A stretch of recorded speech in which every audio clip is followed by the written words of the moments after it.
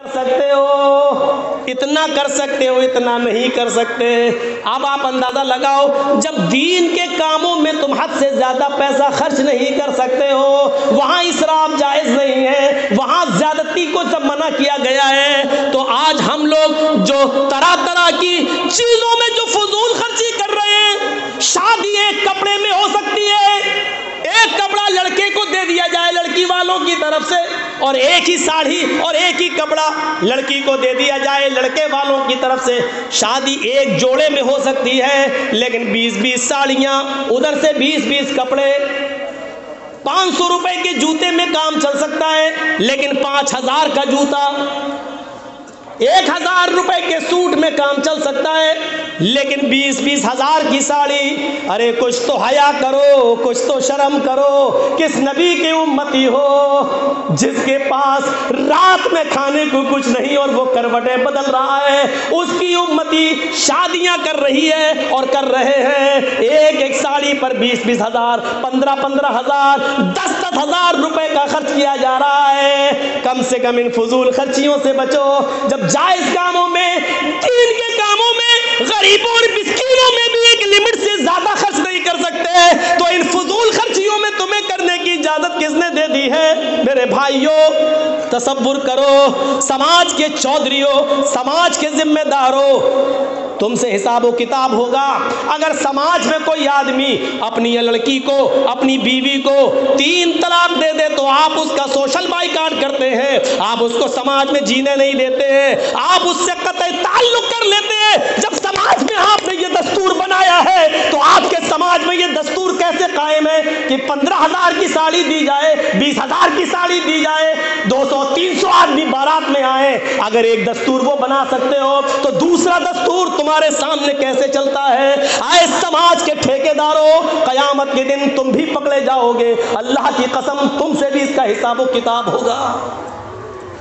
मौलाना जर्जीस ने अपनी बीवी को एक तलाक दे दी, 1 महीने बाद, 2 महीने बाद फिर दे दी, 2-3 महीने बाद फिर दे दी।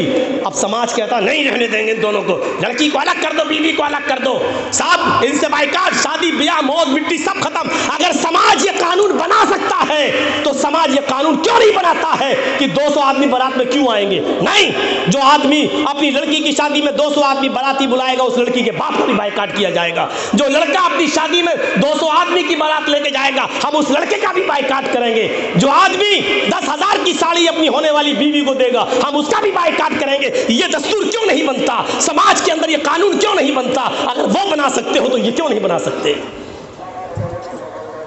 मौलाना बड़ी मुसीबतें खड़ी कर रहे हैं हमारे लिए, बुलाएंगे तो होगा। अच्छा, अब देखिए भैया, जल्दी जल्दी अब एक और मसला सुन लो। हाँ, और इस मसले को हमारे मर्दों से ज़्यादा हमारी जो लेडीज़ आई हैं, ख्वातीन, औरतें, ये सुने। अब जो मसला मैं बताने जा रहा हूँ वो सुनिए, फजूल खर्ची से ही ताल्लुक़ रखता है, और इसके बाद फिर हम टर्न लेंगे दूसरी तरफ।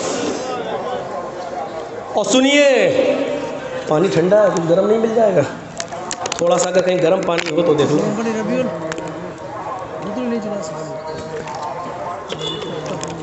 सुनिए कुरान की आयत, और मस्जिद वाले जरा जल्दी कर लो, ये मसला बड़ा अहम है जो मैं बताने जा रहा हूँ। सुनिए, इस मसले को हम थोड़ा सा आहिस्ता बताएंगे ताकि हमारी माँ बहनें भी समझ लें। वअलल मौलूदि लहू रिज़्क़ुहुन्ना व किस्वतुहुन्ना बिल मारूफ ला युकल्लिफुल्लाहु नफ्सन इल्ला वुसअहा।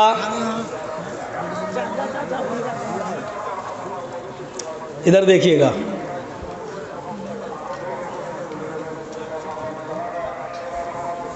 लड़के के बाप के ऊपर जिम्मेदारी होती है। सुनिए, बच्चे के बाप पर ये जिम्मेदारी आयद होती है क्या? वअलल मौलूदि लहू, जिसका बच्चा है, जो पैदा हुआ है अभी हाल ही में, आज कल परसों जो बच्चा पैदा हुआ है, وعلی المولود لہ رزقہن وکسوتہن، اس بچے کا رزق کھانا پینا اور اس بچے کا کپڑا مولود لہو پر یعنی بچے کے باپ کے اوپر عائد ہوتا ہے. سن رہے ہیں؟ لیکن کیسے؟ بالمعروف، دستور کے مطابق. یہی ہمیں بتانا ہے، دستور کے مطابق. یہ کیا ہے؟ بتانے کا مقصد یہ ہے، اگر کسی شخص نے اپنی بیوی کو طلاق دے دی، طلاق پڑ گئی، طلاق ہو گئی، اور 3 مہینے گزر گئے، بچہ آج پیدا ہوا، اور شوہر نے بچے کی پیدائش کے بعد اپنی بیوی کو طلاق دے دی، پھر دوسرے مہینے میں دوسری طلاق دے دی، پھر تیسرے مہینے میں تیسری طلاق دے دی، اب طلاق پڑ گئی. عورت تیسری طلاق کے بعد اپنے شوہر پر حرام ہو گئی، لیکن قرآن ایک قانون متعین کر رہا ہے کہ اس 3 مہینے کے بچے کا کیا ہوگا. اس بچے کے لیے اس کے پالن پوشن کا ذمہ دار کون ہوگا؟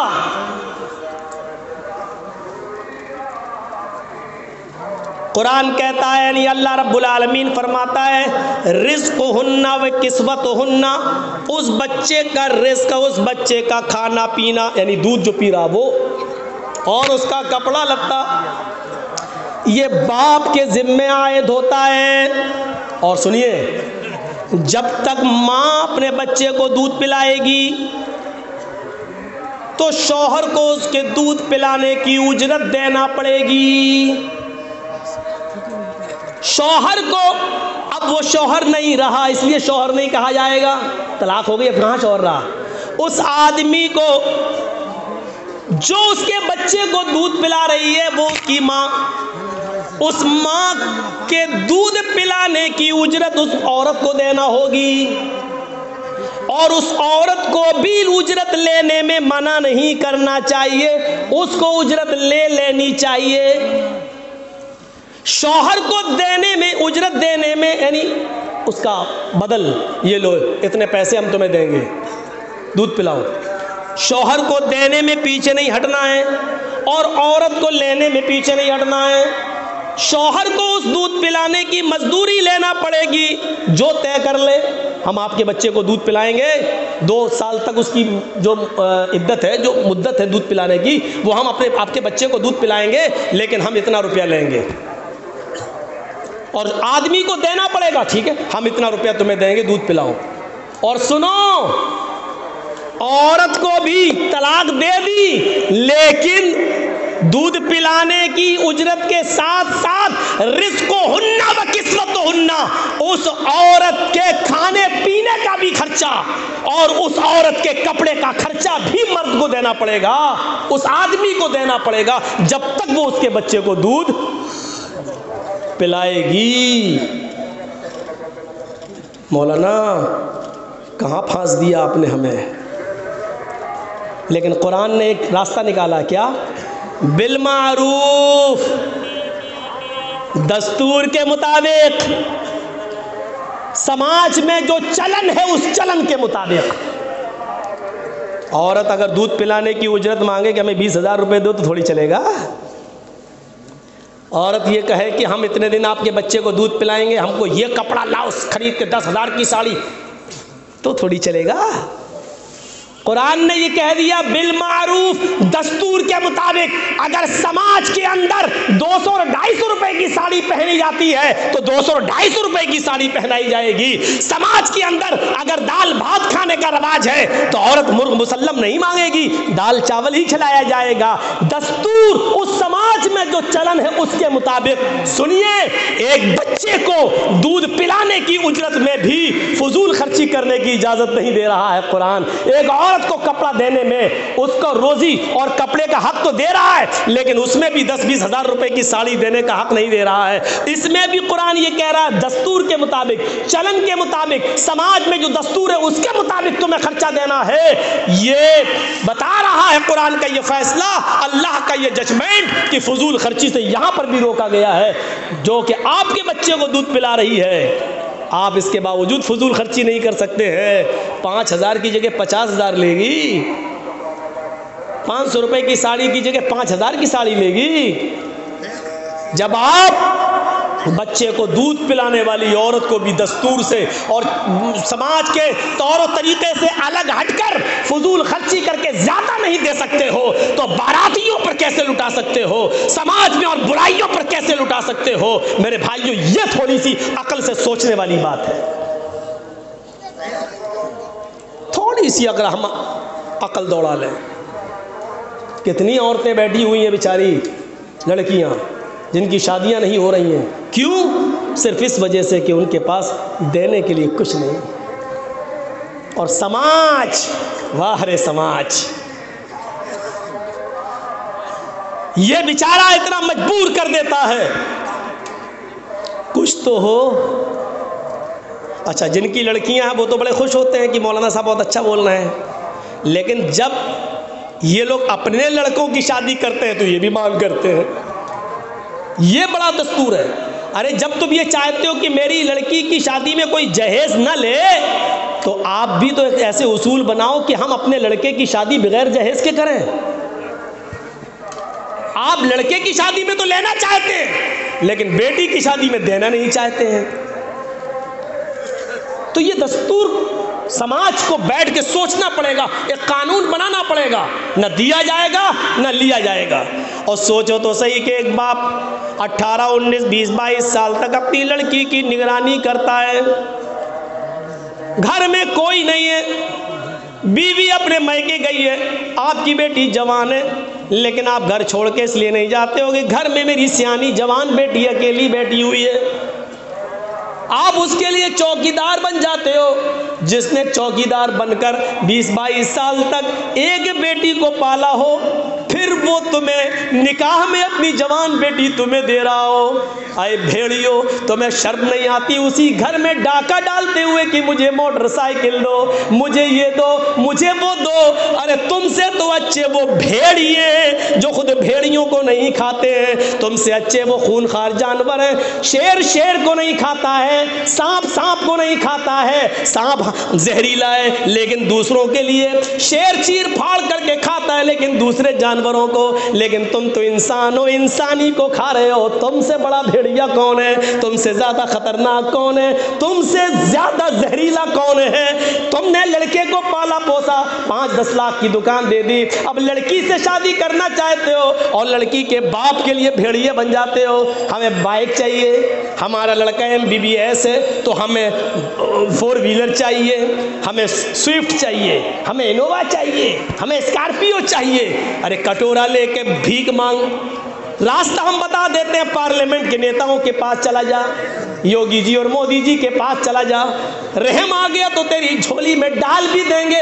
اور ویسے بھی BJP ویسے ہی اپنے ایجنٹوں کو تلاش کر رہی ہے, اور ہم ہی لوگوں میں سے اس کو اپنے دلال مل بھی گئے ہیں. میرے بھائیوں, ہم کیا بتائیں اور کس طرف جائیں؟ ہم جانا نہیں چاہتے ہیں کہ اس گھر کو آگ لگ گئی گھر کے چراغ سے. آئے چشم اشک بار ذرا دیکھ تو صحیح, یہ گھر جو جل رہا ہے کہیں تیرا گھر تو نہیں, یہ گھر جو جل رہا ہے کہیں تیرا گھر تو نہیں. ذرا سوچو, ہم نے کبھی شیر کو نہیں دیکھا, وہ خطرناک ہے, لیکن کبھی شیر کو شیر پر حملہ کرتے ہوئے نہیں دیکھا. ہم نے کبھی سانپ کو سانپ پر حملہ کرتے ہوئے نہیں دیکھا. ہم نے کبھی بھیڑیے کو بھیڑیے پر حملہ کرتے ہوئے نہیں دیکھا. ہم نے ایک جانور کو دیکھا کہ وہ دوسری نسل پر حملہ کرتے ہیں, دوسرے جانوروں پر حملہ کر کے اس کا شکار کر کے کھاتے ہیں. لیکن ہے انسان, تو کتنا بڑا بھیڑیا ہے اور کتنا خونخوار ہے کہ تو اپنے ہی جیسے انسان پر حملہ کرتا ہے, اپنے ہی جیسے انسان پر حملہ کر کے اس کے گوشت کو نوچ نوچ کے کھاتا ہے. وہ بیچارہ اپنی بیٹی کی شادی کرنے کے لیے لون لیتا ہے اور اس لون کے لیے اپنا مکان لون پر رکھ لیتا ہے، اپنے مکان کے کاغذ دے کر وہ آسان اور سستے بیاج کے در پر وہ لون لیتا ہے اور پھر وہ اپنی بیٹی کی ودا کر دیتا ہے، لیکن اس گھر کا قرض ادا کرتے کرتے اس بوڑھے کی پوری زندگی گزر جاتی ہے، اور بعد میں پتہ چلتا ہے بینک والے آئے، انہوں نے گھر پر قبضہ کر لیا، سب کو گھر سے باہر نکال دیا۔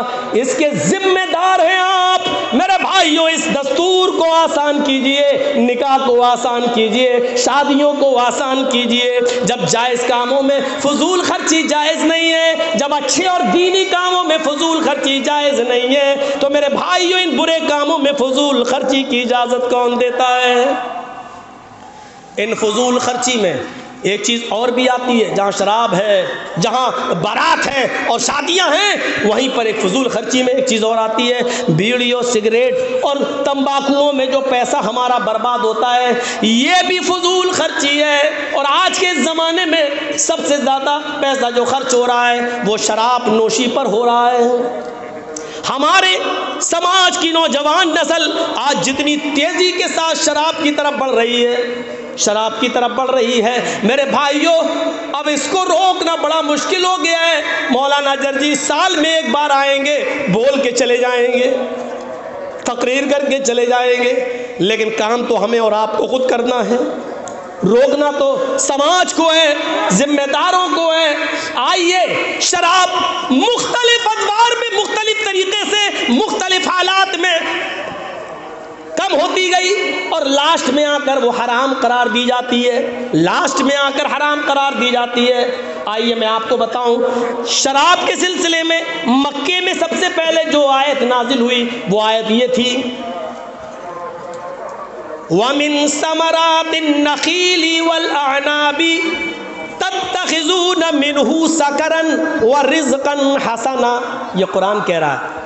دیکھیے ابھی شراب حرام نہیں ہوئی ہے، لیکن اللہ کیا کہہ رہا ہے، آئیے دیکھیے نوجوانوں، سنیے ان آیتوں کو۔ اللہ کہہ رہا ہے، لوگوں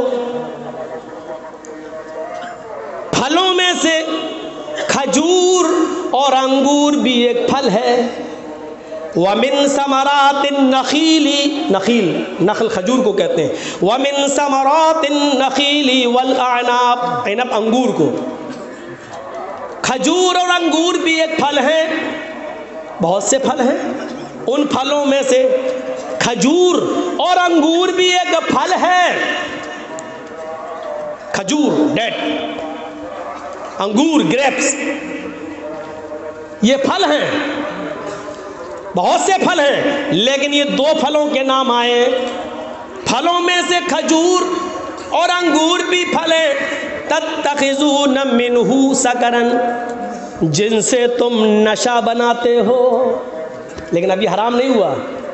تتخذون منہ سکرن، جن سے تم نشہ بناتے ہو، عرب کے اندر کھجور سے اور انگور سے، جو سے شراب بنائی جاتی تھی، جن سے تم نشہ بناتے ہو، جن سے تم سکر نشہ تیار کرتے ہو، ابھی حرام نہیں ہوا۔ دیکھیے بتایا، وَرِزْقًا حَسَنًا، اور خوبصورت حسین و جمیل رزق بھی پاتے ہو، یعنی کھجور ایسے کھا لو تو وہ خوبصورت پھل ہے، اچھا رزق ہے، کھا لو، اور اس سے تم نشہ بھی بناتے ہو۔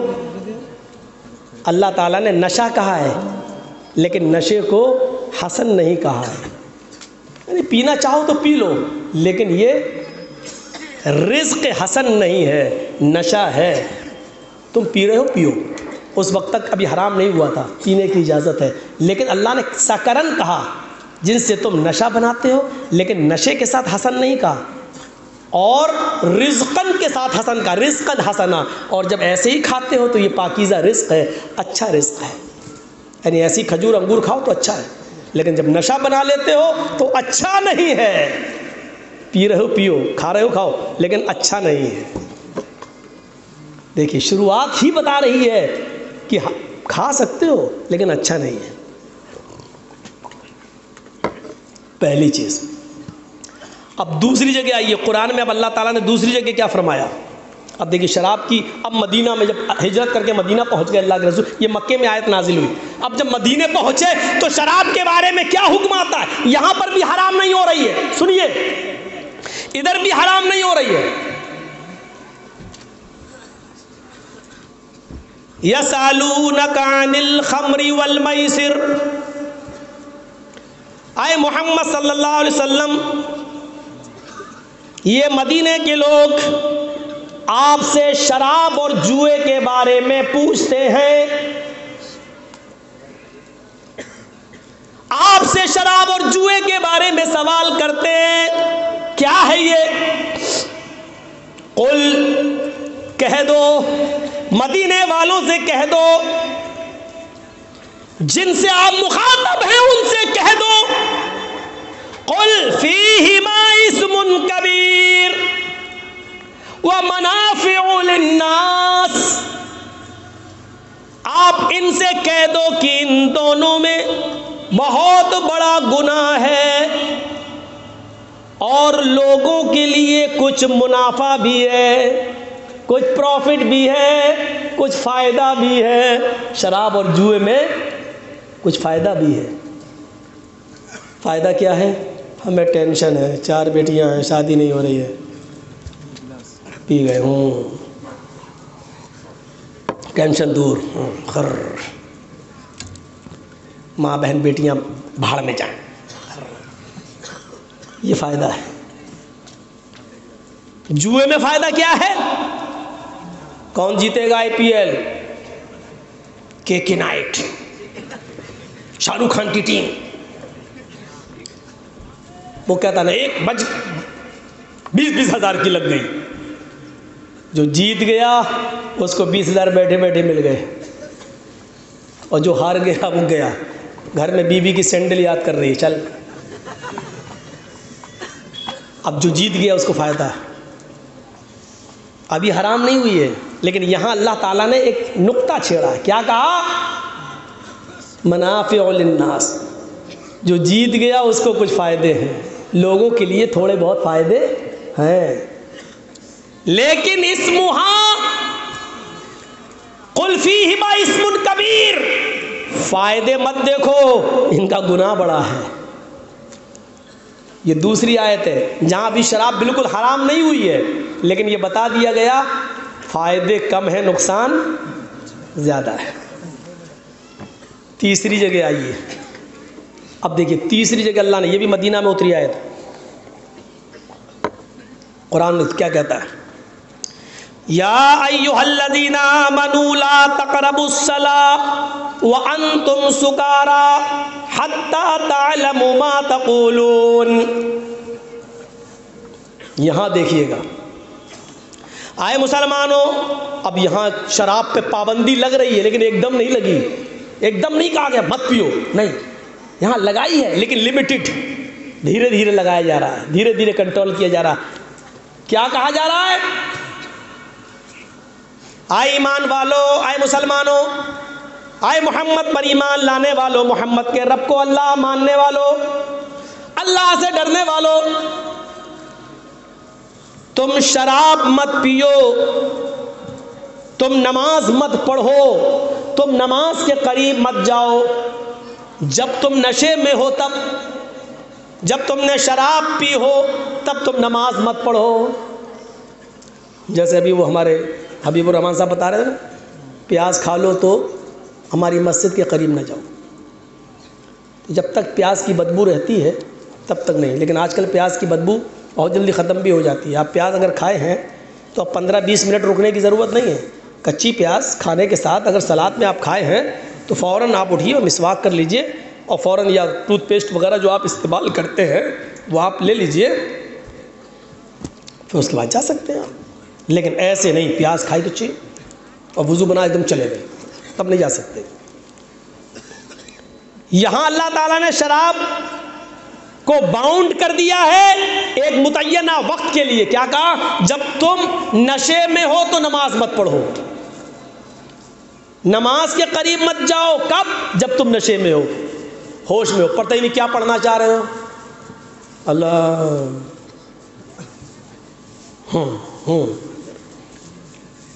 حتی تعلموا ما تقولون، کب تک نماز نہ پڑھو؟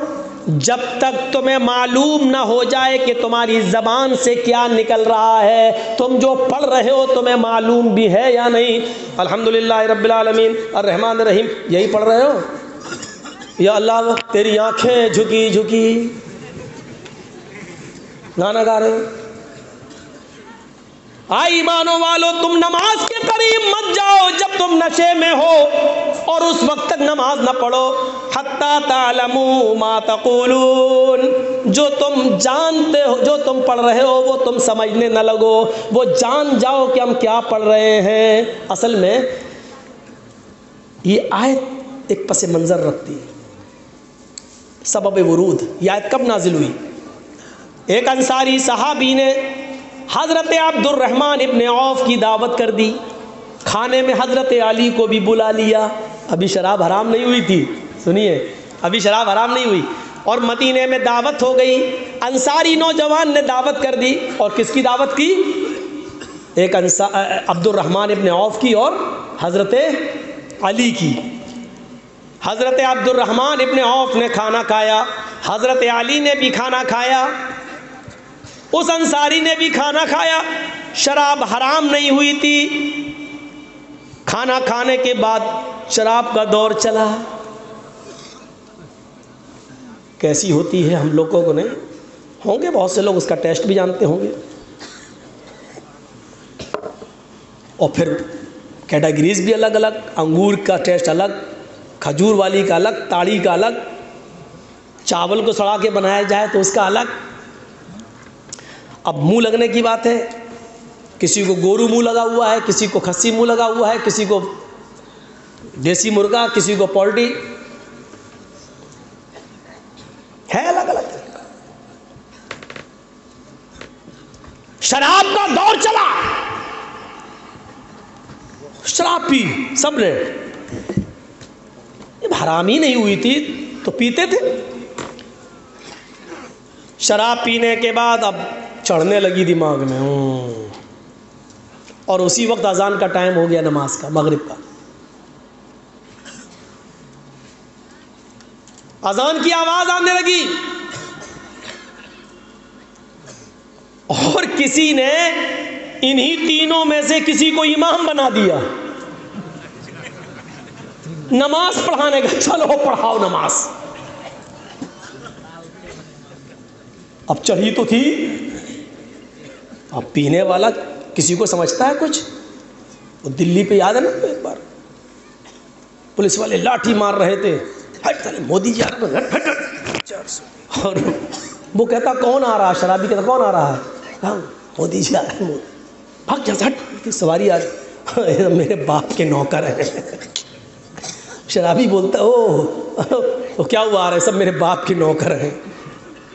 شرابی کی نظر میں کوئی کچھ نہیں ہوتا ہے، ہوں گے جب نشہ اترتا تب نہ سمجھتا ہم نے کس کو گالی دی۔ اب ان تینوں میں سے کسی کو امام بنا دیے، چلو پڑھاؤ۔ سورہ فاتحہ تک تو صحیح پڑھا، اللہ اکبر، الحمدللہ رب العالمین الرحمن الرحیم مالک یوم الدین ایاک نعبد و ایاک نستعین اہدنا الصراط المستقیم صراط الذین انعمت علیہم غیر المغضوب علیہم ولا الضالین، آمین۔ چڑھتی جا رہی ہے، گردن جھکتی جا رہی ہے، بسم اللہ۔ اب پڑھنا ہے ان کو، قل یا ایھا الکافرون، قل یا ایھا الکافرون لا اعبد ما تعبدون۔ اب وہ چڑھی ہوئی ہے دماغ میں، اب وہ جانتے ہیں ان کی زبان سے کیا نکل رہی، قل یا ایھا الکافرون نحن نعبد ما تعبدون، معنی ہی بدل گیا۔ قل یا ایھا الکافرون نحن نعبد ما تعبدون، اب پیچھے سے ان کو لقمہ دیا جا رہا ہے، لا اعبد ما تعبدون، قل یا ایھا الکافرون لا نحن نعبد ما تعبدون، پھر وہی نکل رہا ان کے منہ سے۔ کسی طرح خیر صلی نماز ہوئی، معنی ہی بدل گیا بھائی۔ لا اعبد ما تعبدون، آئے محمد صلی اللہ علیہ وسلم کہہ دو کہ اے کافرو، قل یا ایھا الکافرون، اے نبی کہہ دو اے کافرو، لا اعبد ما تعبدون، میں ان کی عبادت نہیں کرتا جن جھوٹے خداؤں کی عبادت تم کر رہے ہو۔ یہ ترجمہ ہے۔ اب وہ کیا پڑھ رہے ہیں؟ قل یا ایھا الکافرون نحن نعبد ما تعبدون، اے محمد کہہ دو اے کافرو ہم بھی انہی کی عبادت کرتے ہیں جن کی تم کرتے ہو۔ معنی ہی بدل گیا۔ یہاں نماز ختم، وہاں محمد رسول اللہ پر مدینہ میں یہ آیت نازل ہوتی ہے، یا ایھا الذین آمنوا لا تقربوا الصلاۃ وانتم سکارا۔ اے محمد صلی اللہ علیہ وسلم اپنے ساتھیوں سے کہہ دو کہ تم نماز کے قریب مت جاؤ جب تم نشے میں ہو۔ نوجوانوں، اتنی خراب چیز ہے جو قرآن کو بدلنے پر مجبور کر رہی تھی، اتنی خطرناک چیز ہے جو صحابہ کرام جیسی ہستی بھی قرآن کو غلط پڑھنے لگی اور ان جھوٹے خداؤں کی عبادت کا مرثیہ گانے لگی، جن کی عبادت نہ کرنے کے لیے اور جن کی عبادت سے روکنے کے لیے اللہ تعالیٰ نے 1 لاکھ کم و بیش 1.25 لاکھ انبیاء کرام کو اس دنیا میں بھیجا اور اس کی آخری کڑی جناب محمد رسول اللہ کو اتارا۔ اتنی خطرناک چیز، اور کیسے آج تمہارے حلق کے نیچے اتر جاتی ہے، شرم نہیں آتی۔ ہائے ایمان والو، تم نماز کے قریب مت جاؤ جب تم نشے میں ہو، اور اس وقت تک نماز مت پڑھو حتی تعلموا ما تقولون، جب تک کہ تمہیں خود معلوم نہ ہو جائے کہ تم اپنی زبان سے جو کہہ رہے ہو وہ سمجھ بھی رہے ہو یا نہیں سمجھ رہے ہو، سمجھ بھی رہے ہو یا نہیں سمجھ رہے ہو، یہ ہے۔ لیکن ابھی بھی حرام نہیں ہوئی، یہاں تک ایک باؤنڈ لگا دیا، اب حرام ہو رہی ہے۔ کب؟ سنیے، مدینے کے اندر ایک محفل سجی ہوئی ہے،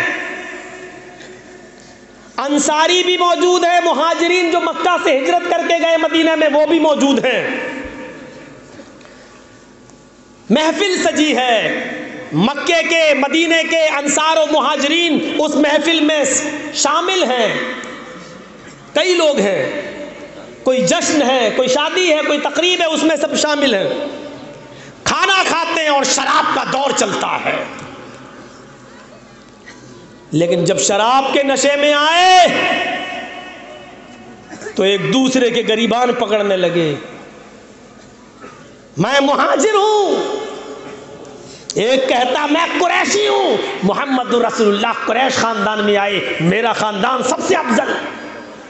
دوسرا کہتا تم بھوکے تھے، ننگے تھے، تمہیں تو تمہاری قوم نے جوتے مار کے بھگایا، ہم نے تمہیں پناہ دی، ہم نے اپنے گھروں میں تمہیں جگہ دی، ہم افضل ہیں۔ وہ کہتے نہیں قریشی افضل، یہ کہتے نہیں انصاری افضل۔ ایک دوسرے سے بڑھنے لگا، کوئی چھوٹا بننے کے لیے تیار نہیں، قریب تھا کہ تلواریں نکل آئیں، ایک دوسرے کی گردنیں مارنے لگے شراب کے نشے میں۔ میں بڑے باپ کا بیٹا ہوں، میں قریشی ہوں، میں فلاں ہوں، میں مہاجر ہوں، میں نبی اکرم کے خاندان کا ہوں۔ وہ کہتا ہے کہ میں نے تمہیں پناہ دی ہے، میں نے تمہیں جگہ دی ہے، تمہارے پاس رہنے کو گھر نہیں تھا، ہم نے ٹھکانہ دیا ہے، تمہارے پاس کمانے کو کھیتی باڑی نہیں تھی، ہم نے تمہیں کھیت دیا ہے، ہم نے تمہیں اناج دیا ہے، ہم تم سے افضل ہیں، ہم بڑے ہیں۔ کوئی چھوٹا بننے کے لیے تیار نہیں۔ جب معاملات سے زیادہ بڑھ گیا، کسی طریقے سے محمد رسول اللہ نے سنبھالا، اس موقع پر مکمل طور پر شراب کی حرمت کا اعلان کر دیا جاتا ہے۔ انما الخمر والمیسر والانصاب والازلام رجس من عمل الشیطان فاجتنبوه لعلکم تفلحون۔ اب شراب حرام ہو رہی ہے، کیا کہہ دیا گیا؟ انما الخمر، ہر قسم کی شراب، سمجھ رہے ہیں؟ ہر قسم کی۔ بہت سے لوگوں کے ہاں یہ عقیدہ ہے، اشارہ سمجھ لینا، بہت سے لوگوں کے ہاں یہ عقیدہ ہے کہ صرف انگور سے بنی ہوئی شراب حرام ہے، بس کھجور سے، چاول سے، اس سے بنائی جائے تو وہ حرام نہیں ہے، وہ آپ پی سکتے ہیں۔ اسی لیے بہت سے لوگ بیڑی سگریٹ کو حرام ماننے سے بھی انکار کرتے ہیں۔ کیوں؟ کیونکہ وہ جانتے ہیں کہ یہ کھجور سے نہیں بنی ہے، وہ کہتے مکروہ ہے۔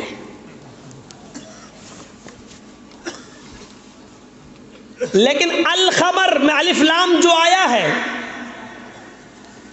وہ عمومیت پر دلالت کرتا ہے، ہر قسم کی شراب۔ بہت سے لوگوں کے ہاں، پھر سن لو، صرف کھجور سے بنائی ہوئی شراب حرام ہے، انگور سے بنائی ہوئی شراب حرام ہے، اور بقیہ سب حلال۔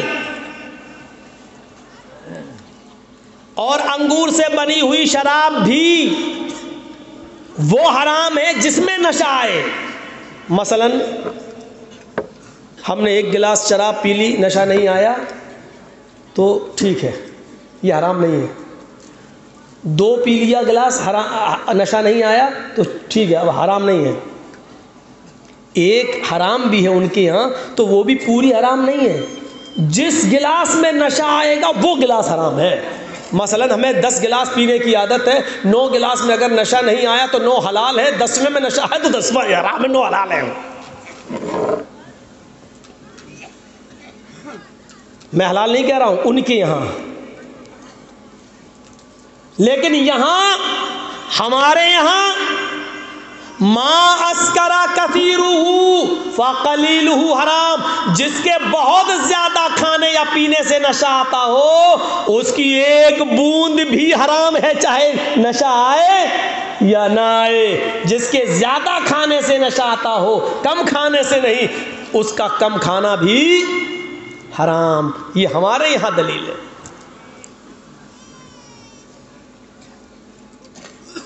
جانتے ہو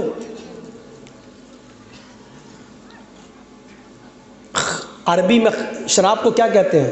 خمر۔ خمر کے معنی شراب۔ اور عورتیں جو دوپٹہ اوڑھتی ہیں سر پہ، اوڑھنی، اس کو عربی میں کیا کہتے ہیں؟ خمار۔ حمار نہیں، وہ تو گدھا ہو جائے گا، خمار، خے سے۔ شراب کو کیا کہتے ہیں؟ خمر۔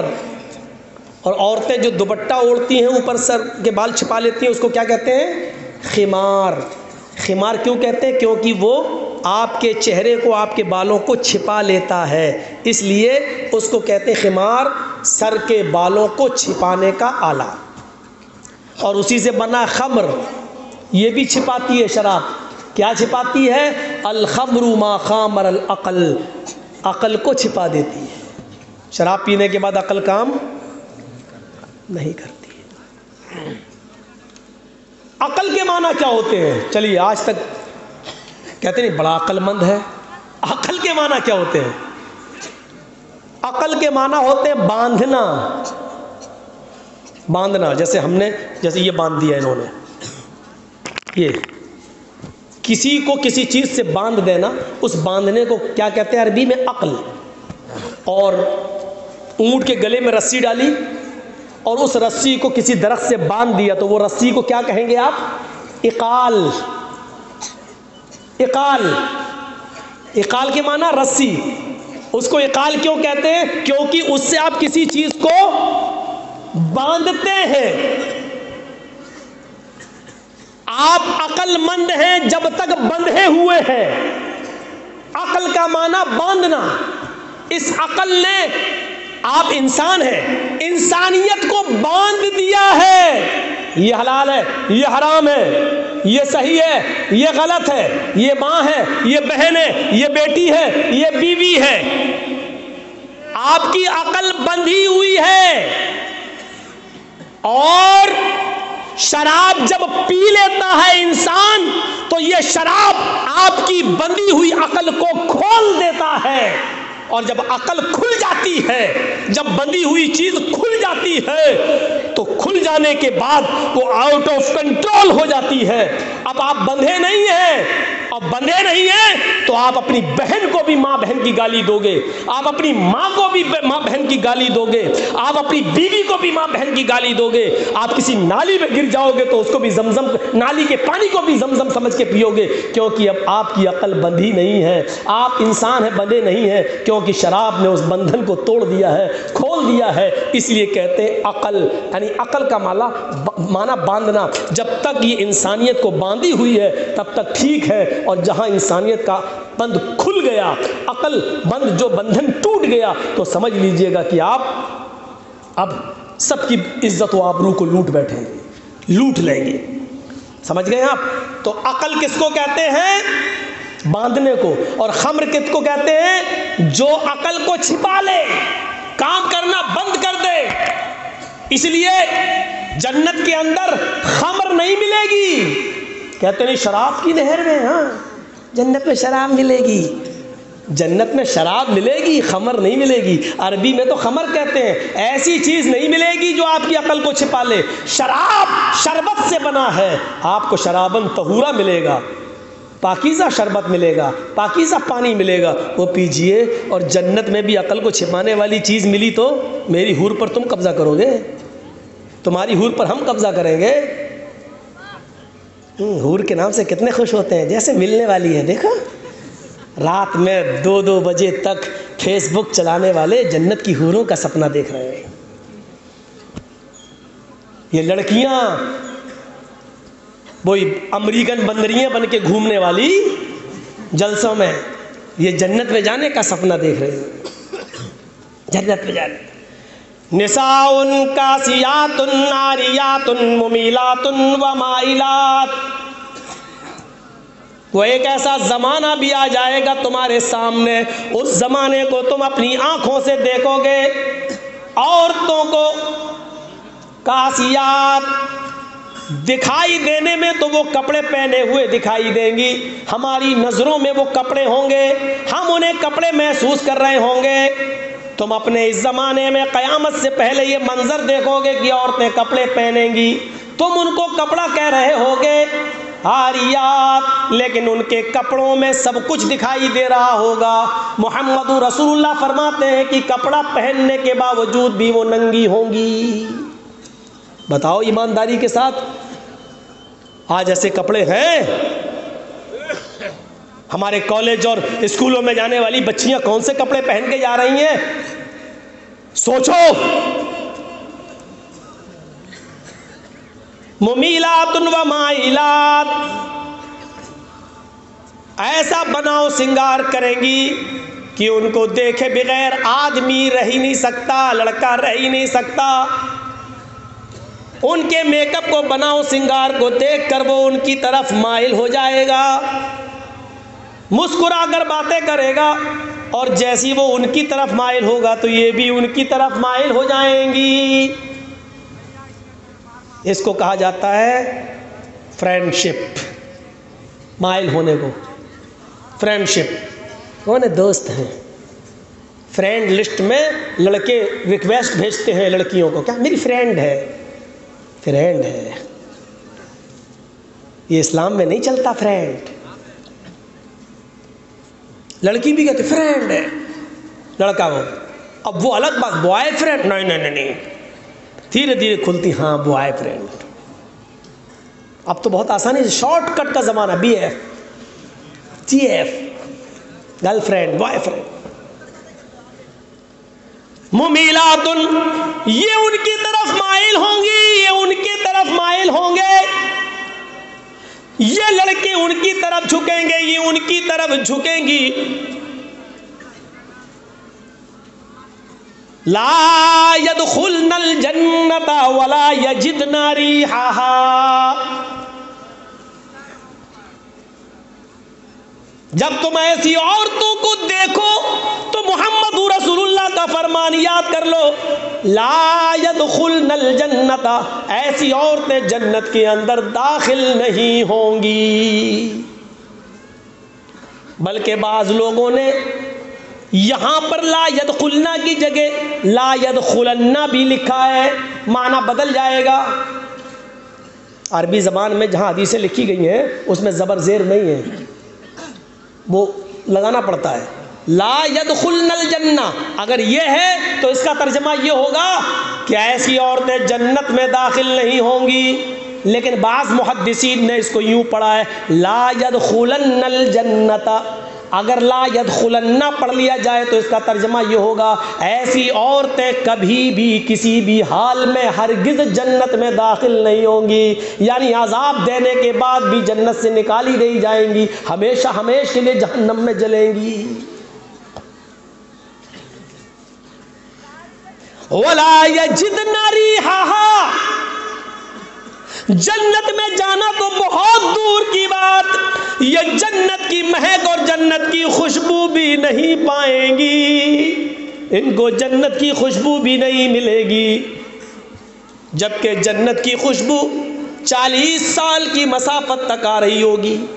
یعنی جنت کے دروازے سے ایک گھوڑا کھڑا کریے اور اس گھوڑے پر دوڑیے اور 40 سال تک گھوڑے کو دوڑائیے، 40 سال، سمجھ رہے ہیں؟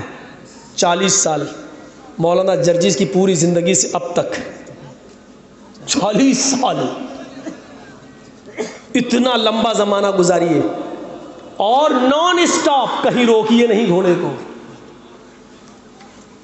اور وہ بھی جنت کا گھوڑا، یہاں کا نہیں، راستے میں کئی جگہ چارہ کھائے اور کئی جگہ لید بھی کرتا رہے اور بیمار ہو جائے۔